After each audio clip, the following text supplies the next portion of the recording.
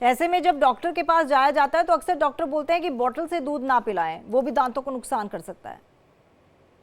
होता क्या है कि जब बोतल से दूध पिलाया जाता है तो बहुत समय तक ग्लूकोज हमारे ओरल मतलब बच्चों के ओरल कैविटी में रहता है, जिसकी हम्म। वजह से बैक्टीरियल ग्रोथ के लिए एक एनवायरनमेंट क्रिएट होता है। तो हम्म। ये कहा जाता है कि बॉटल फीडिंग के बाद देखिए एक्चुअली दो बातें हैं जो कि कही जाती हैं लेकिन एक ही बात सामने आती है। पहला ये कि बॉटल फीडिंग अगर करा भी रहे हैं तो सफाई रखें, ये हम्म। बहुत इंपॉर्टेंट बात है। दूसरी बात है कि बॉटल फीडिंग के कारण बच्चों के दांतों का स्ट्रक्चर भी चेंज हो जाता है। हम्म। आप देखेंगे कि अगर बॉटल मुंह में रहता है तो जो हमारे मैक्सिला मैंडिबल है उनका स्ट्रक्चर भी चेंज हो जाता है। कई बार हम देखेंगे कि जो बच्चे थंब सकिंग करते हैं, बॉटल फीडिंग करते हैं, उनके मैक्सिला और मैंडिबल का स्ट्रक्चर चेंज रहता है, मतलब उनके दांत कई बार आड़े टेढ़े निकलते हैं, सामने की तरफ ज्यादा उभरे होते हैं।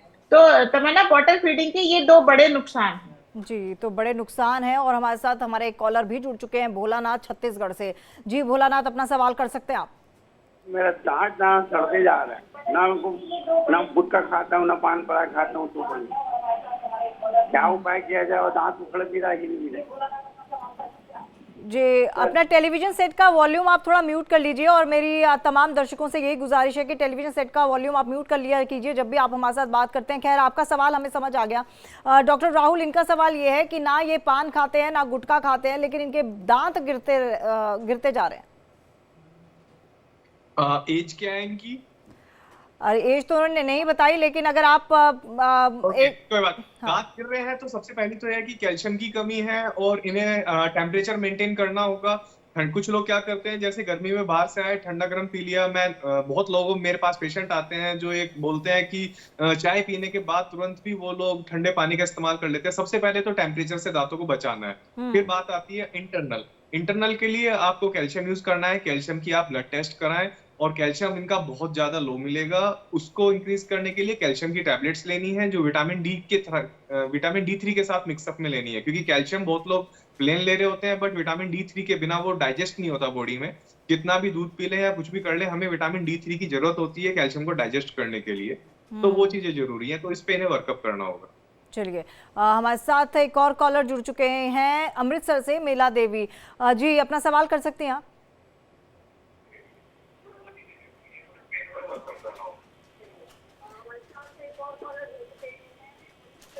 अपने टेलीविजन सेट का वॉल्यूम आप कम नहीं करेंगे तो आपका कॉल हम ले नहीं पाएंगे। दिलबाग सिंह हमारे साथ अगले कॉलर जुड़ चुके हैं। जी, अपना सवाल कर सकते हैं। दिलबाग सिंह, अगर आपको मेरी आवाज मिल पा रही है तो आप अपना सवाल कर सकते हैं। हेलो। जी जी, अपना सवाल कीजिए। हाँ जी, मैडम ये दांत हिलते नहीं जी। दांत हिलते हेलो। हैं? जी जी, अपना सवाल स्पष्ट तौर पे बताइए। दांत हिलते नहीं जी, दांत जी, चलिए। हिलते हैं। हिलते हैं।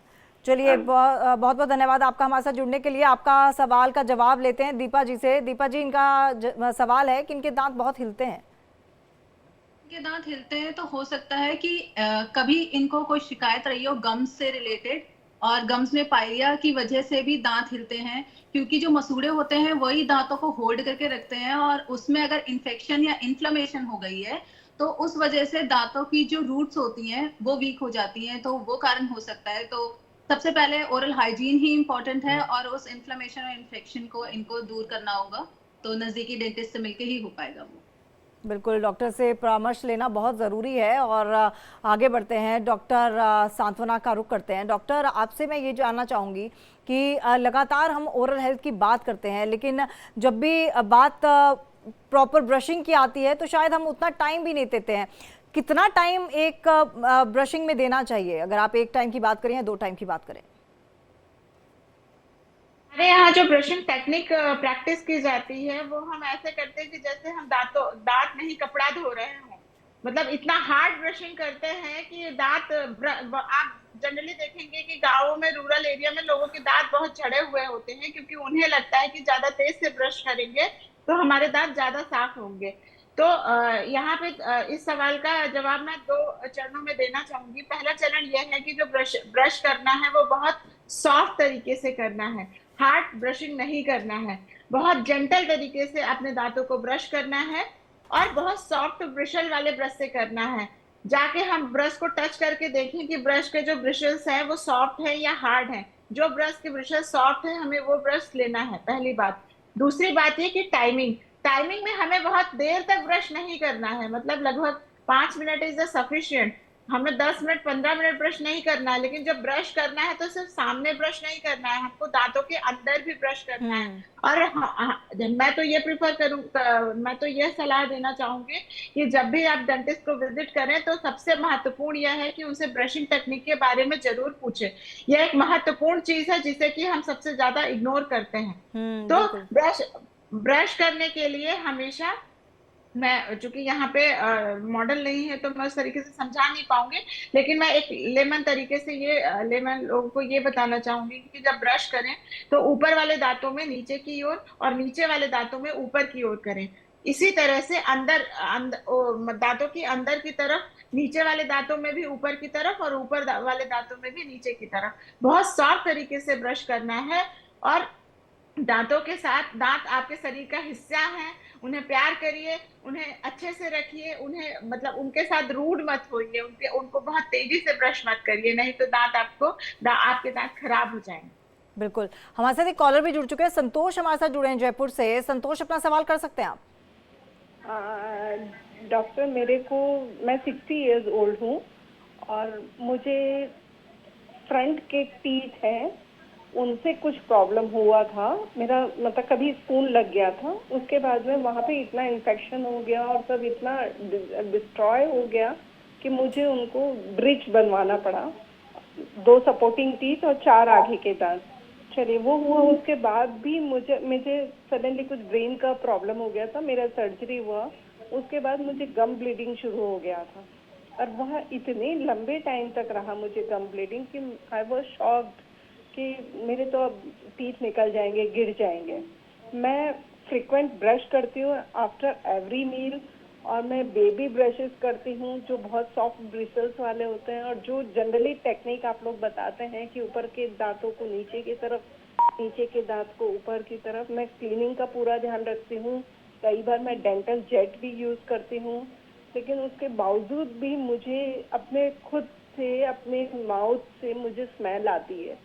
समथिंग मैं 1.5-2 घंटा कुछ नहीं खाती हूँ तो मुझे लगता है कि कुछ स्मेल आ रही है, तो मुझे कुल्ला करना है या पानी पीना है या कुछ खाना है। तो आप मुझे बताएंगे डॉक्टर कि मुझे क्या करना चाहिए। मैं फ्रिक्वेंट विजिट भी करती हूँ डॉक्टर के, अभी मेरा RCT भी चल रहा है और गम्स में स्पेसिंग भी आ गई है, गम्स दांत की पकड़ कमजोर हो गई है। आप अपना जवाब ले सकती हैं डॉक्टर सूर्या से। जी डॉक्टर सूर्या, क्या सजेस्ट करेंगे आप? क्वेश्चन इनका जो है आप प्लीज रिपीट कीजिए, मुझे क्लियर नहीं आ रहा था। जी डॉक्टर दीपा, आप सुन पाई इनको? नहीं, मुझे आवाज नहीं आई अच्छे से। डॉक्टर दीपा, जो मैं जितना मैं समझ पाई हूँ, उनका कहना का मतलब ये है कि इनकी कुछ सर्जरीज हुई थी जिसके बाद इनके दांतों की प्रॉब्लम शुरू हो गई, और इनके जो रिसेंट इनके साथ इश्यू चल रहा है वो ये है कि इनके मुंह से काफ़ी ज़्यादा स्मेल आती है। तो उस चीज़ का निवारण कैसे करें? उनका ये कहना है कि जिस तरह से ब्रशिंग टेक्निक होती है वो वैसे ही ब्रशिंग कर रही हैं और तमाम प्रिकॉशंस अपना रही हैं, लेकिन उसके बाद भी दांतों के बीच में गैप है और बदबू की समस्या है।